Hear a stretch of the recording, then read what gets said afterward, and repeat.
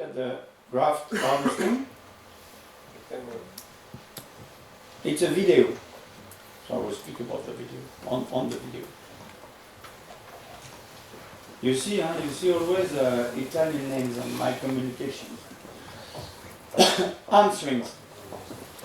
So we do a 3 to 4 centimeter. I palpate the hamstring. I always try to palpate them very posteriorly. When you are too close to the tibial tuberosity, you cannot find it. I want to palpate the pierce. Just lift the gracilis and then just open the space between the gracilis and the MCL. And if you don't have this space that you can see, it's no use to continue to dissect. You need to see MCL and hamstrings. I use an open stripper because I leave them attached on the tibia. This is my technique. So I use this open stripper, and you can also use the bigger stripper when you can open or close. It's a little bit safer, and we always go very slowly. But I think it's the open stripper is a very nice tool, and usually you don't harvest too much muscles, and this is why this type of stripper has my preference. For the BTB, it's a medial approach from the tip of the patella to the tip of the tibial tuberosity. I find the inferior border of my patella. I open the peritendon as a L, inverted L, just to keep this membrane, and I'm happy to close it at the end of my patellar tendon harvesting. I think that it's a good layer to have, and it's even more beautiful to do that. So I try to expose my patellar tendon that way. Then I have a special knife to take 1/3 of the BTB, of course, and we take about 10 to 11. I don't like to have a graft bigger than 10. Between 9 and 10 is okay. Bigger than 10, I don't think it's very good. Then I take 15 millimeter on the patella side with a 10 millimeter thickness. And as I am doing outside-in technique, the bone block on the tibial side will be bigger and will be triangular because I will use a press fit. It's important at the end to expose the patellar tendon insertion. It's a good landmark, so you know exactly that you will harvest 20 or 15 or 18 millimeter. If you don't see exactly the patellar tendon insertion, sometimes you are back with a 5 millimeter bone block, which is very problematic. So I take a longer bone block, trapezoidal, because I want to use this one to have a press fit on my femoral side, and then with the saw I will take the bone. You see, I always say that it's important to I say always to the residents or the fellows how to hold your tools. It's something so important. And when you do the cut, for example, if you hold your power engine like that, you are not precise at all. Always take two hands and put one hand on your knee, so it will go direct. And I love to say that to the fellows. Stefano.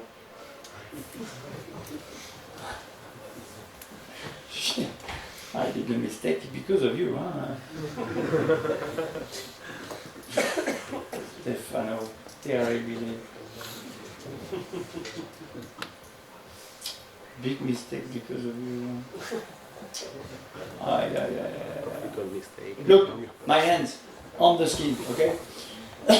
And then, we take 15 millimeter, 10 millimeter width.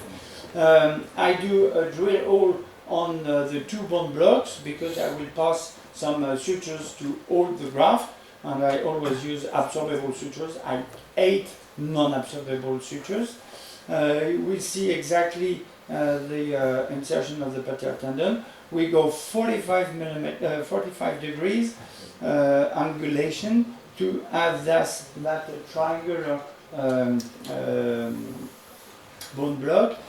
I use the knife just to be on the bone, and with the gouge, this is the best instrument you can have. You go on the patella and you can have.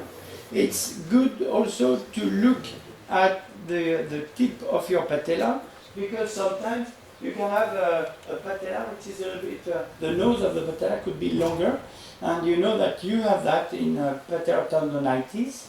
So when you are here, just resect it if it's too big.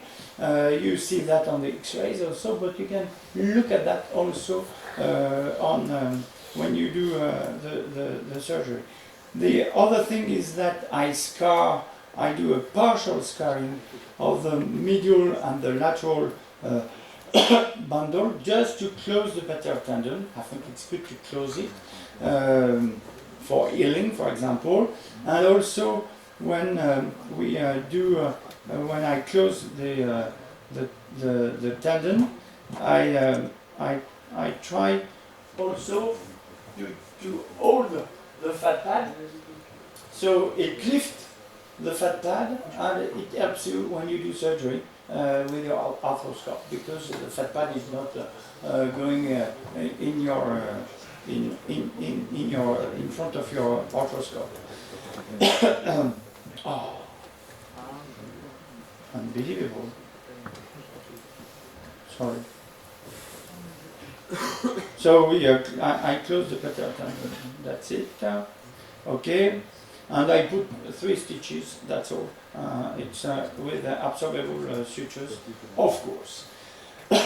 And it's better even for the skin. I don't like too much the 2 incision technique to preserve the nerve, because sometimes you end up with a very bad graft. So I prefer to have a scar, I don't care.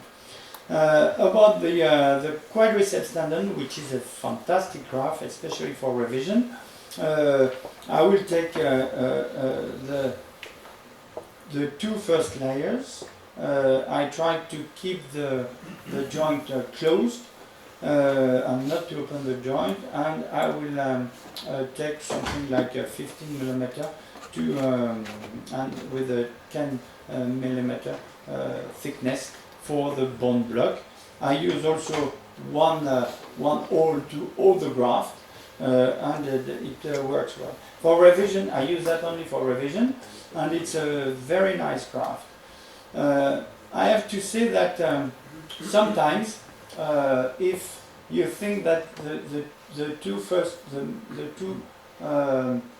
layers are not thick enough, you can take the whole quadriceps tendon, and it gives you a very good graft. And I think it's not a problem to do that. And here again, I scar the quadriceps tendon and I close it. I think it's important also to close this tendon. David, why always just for revision and not for the first Because I have no argument for that.